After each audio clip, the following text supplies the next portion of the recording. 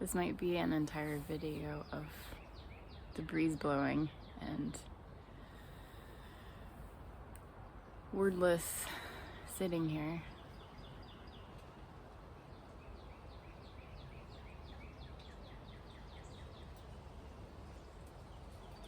But there's also aliveness and some things to say.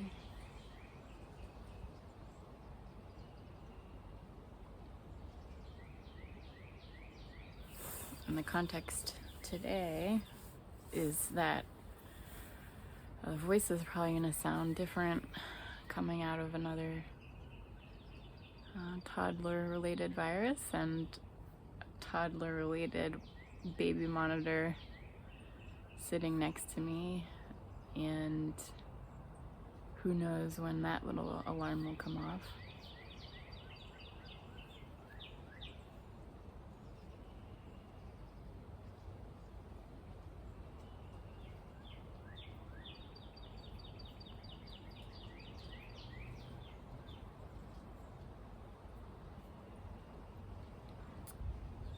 But what wants to be talked about is this sense of we.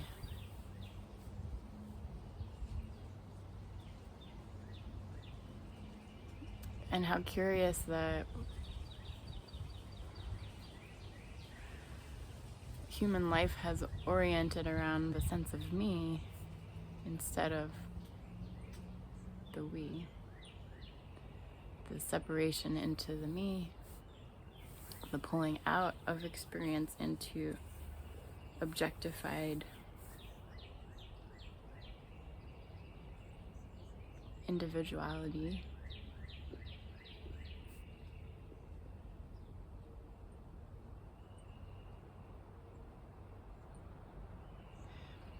Makes sense when each human has this incredible organ of the mind trying to organize everything and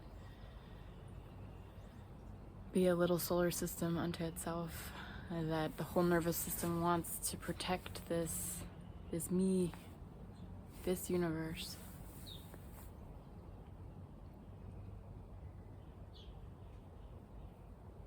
There's nothing wrong with that, and that will never go away. And I could spend more than a whole talk on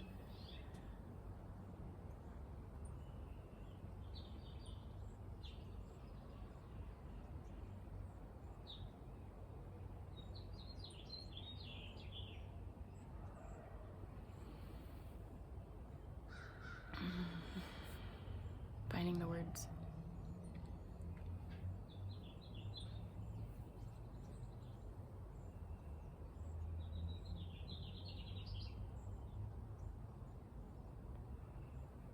On how identity is kind of fixated on purity. But I don't need to go into that right now.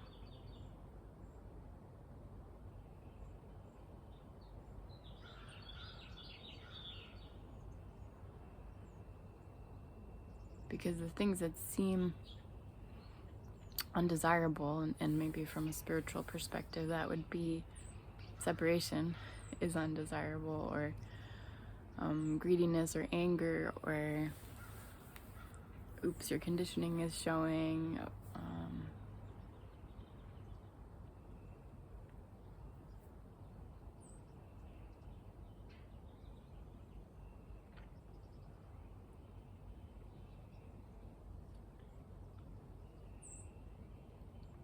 the awakening will always be into just this right now, at any moment,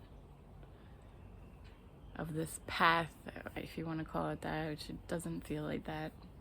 Here it feels like beyond metaphor right now.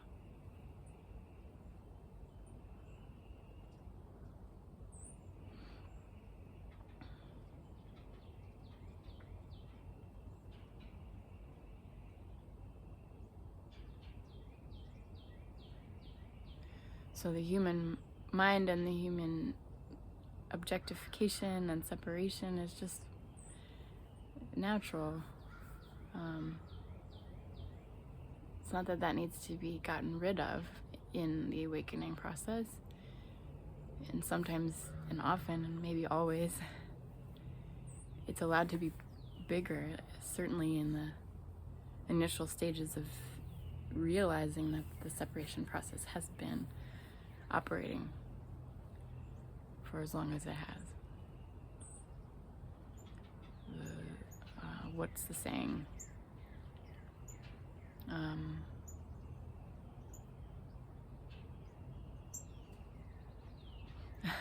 I don't know, the saying is gone right now, but the sentiment of that saying that isn't coming up is, the more we pay attention to something that was in our blind spot before, the more it becomes vibrant and alive and powerful. That doesn't mean that we're making it worse. That means that we're paying attention. We're allowing it to feel, to be felt.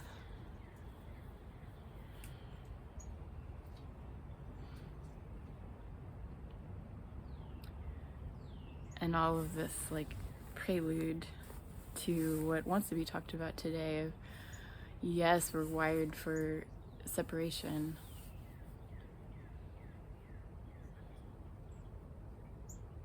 With a certain nervous system and a certain mind.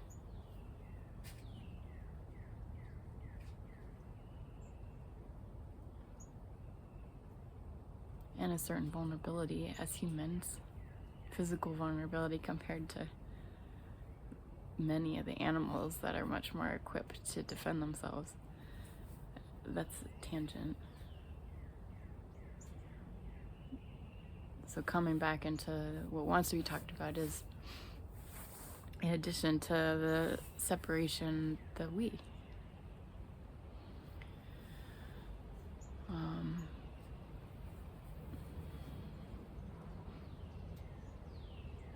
I feel like the word oneness can feel, at times, sometimes it feels totally in sync with the experience here and accurate, if you want to call it that word. But sometimes oneness feels a little bit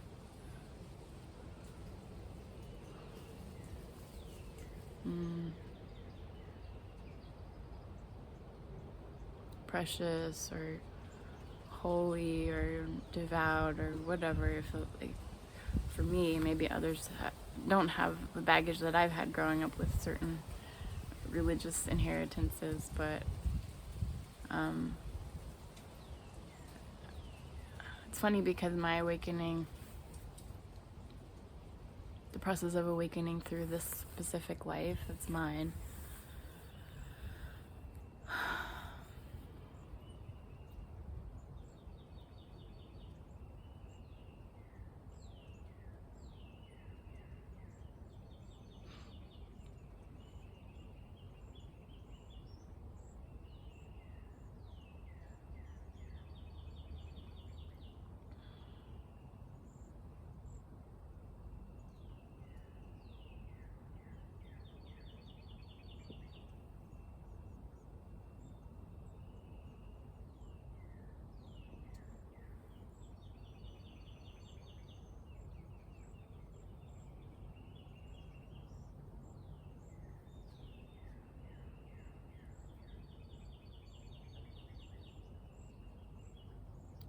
the oneness and the we has been, well, I'll put it like this. Non-dual realization in my life clarified much more acutely outside of any context of spirituality or learning about anything that teaches this. And since that death of Chelsea which I don't love that phrase, but I'll just use it because there's nothing else to say in this moment anyways. Since that happened, there's been a retroactive seeing, an understanding, oh, okay, oneness, sure.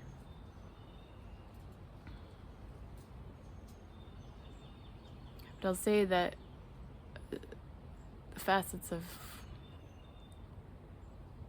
oneness are so clarified in such a personal way.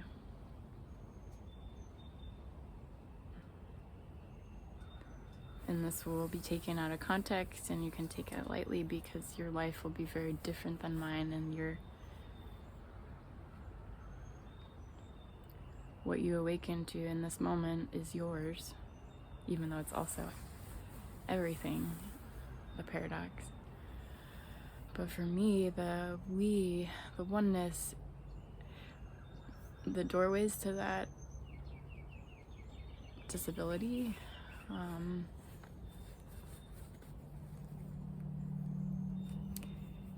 being dependent on others in a way there was no other option to be as fiercely independent as I once was. Letting go of those goals, those preferences, to run all of my own everything, to physically move through my life in control, to never need to ask for help, to give help to everyone.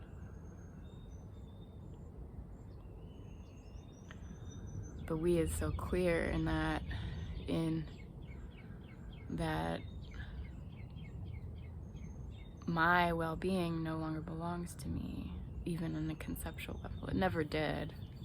It never did. It was never just mine. My well-being was never just mine. When you're connected in a family, in a community, the well-being is shared. As a child with my mother and my brothers, and my dog who depended on me, my mom, my dad. Now as a mother, now as a wife, my husband's well-being is my well-being. Can you feel that into your life? And I'm not making any assumption that anyone has to share their life with anyone specific, any family members, any partners, any children, any parents, any siblings, but can you feel into how your life and well-being, even in the subtlest ways, is the well-being of not just one other person, but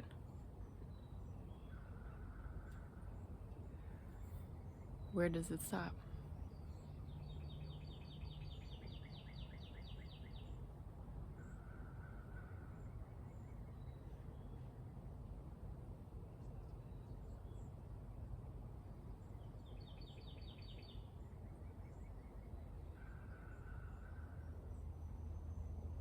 And so I say the we, the sharedness, the oneness is clarified through disability here. And as I'm talking about it, it's so clear that it's inseparable from family, being a parent in my life. I can see it retroactively more now in the way that my life hooks into my parents. But having my son come into this world, having my body shaped by him in infinite ways, and truly that opening into kind of the ultimate loss of who I thought I was.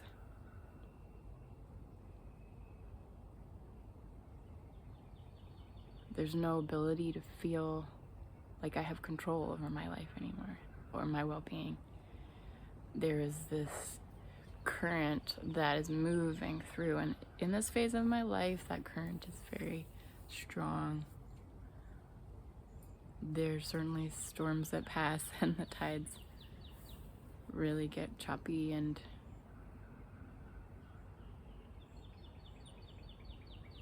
there's no ability to doubt that it's trustworthy, that I'm being carried, that the we that is living through me, certainly there's a sense of me, the individual Chelsea,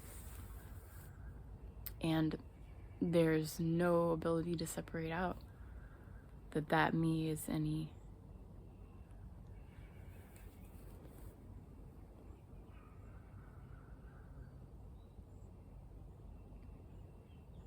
ounce, any fingertip divided from all of us. And so I think maybe what wanted to be named in these words is that the oneness that's talked about doesn't have to be, the word is not coming, but an abstract ideal. The oneness is we, whatever we is for your specific individuated life, that you already know the we. You're already in your we, and it is mine.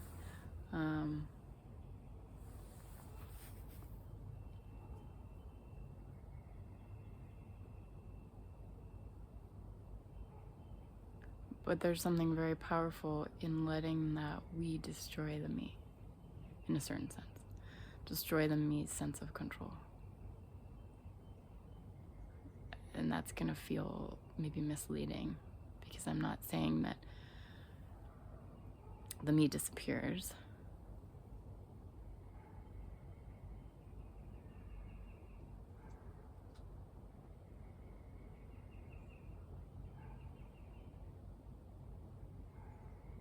And I'm not saying that these words being spoken are guiding you to anything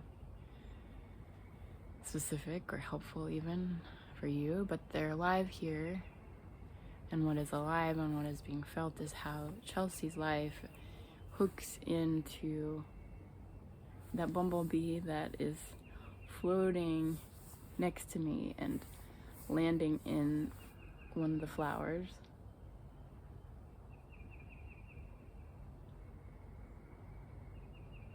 Floating near the gutters that my husband just cleaned out, where there was a wasp's nest a few weeks ago. And this is not meant to be precious, like cutesy play on how we are all one in a family. I think I'm responding to some conditioning around here that feels like the oneness perspective in non-duality as it's been hooked into in my world, which is limited, and I'm sure I'm missing other profound perspectives, that can feel kind of rose-colored or cutesy. Of course we're all one, but truly, even in a sensory way,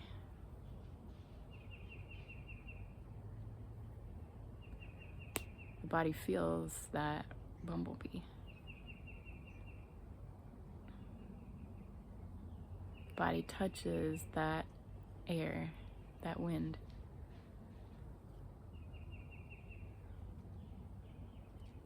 The ears are shaped by that bird, by that dog, by that rustling leaf.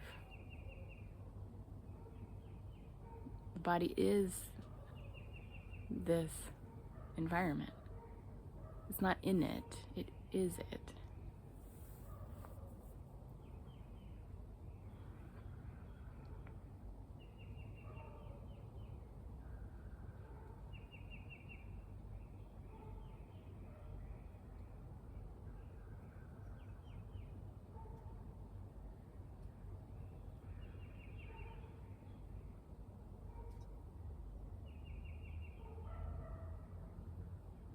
how can you open to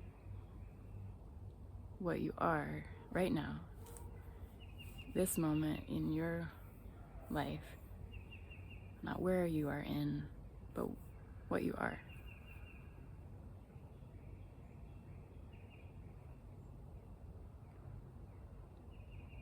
That focusing too much on the me, and the me's way of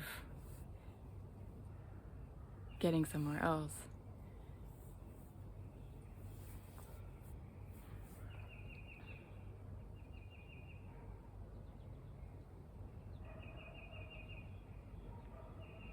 that's the kind of spiritual purity that doesn't